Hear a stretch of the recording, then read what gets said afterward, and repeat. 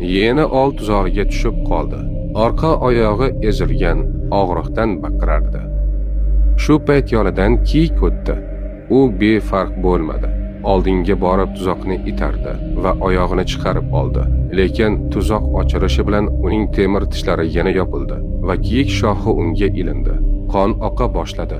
Yeni esa ozod bo'lib o'rmon tomonga oqsoqlab ketdi. Kiyik nafasi titrab yiqildi. U bir hayotni saqlab qoldim deb o'yladi. Tun tushdi. Qon hidi taraldi. O'sha gena qaytdi. Yolg'iz emas, butun galasi bilan. Bir necha daqiqada o'nlab genalar kiyikni o'rab olib, tomog'ini yirtib tashladi. Aynan oldinda kiyik qutqargan o'sha biri turardi. Zarracha rahmsiz. O'layotgan paytida ham kiyik tushunmadi. Qutqargani o'zining o'limiga aylandi. Bu psixologiyada patologik altruizm deyiladi. Har kimga rahm qilish yaxshilik emas. Noto'g'ri odamga berilgan yordam o'zi uchun xavfga aylanadi. Faqat yurak bilan emas, aql bilan ham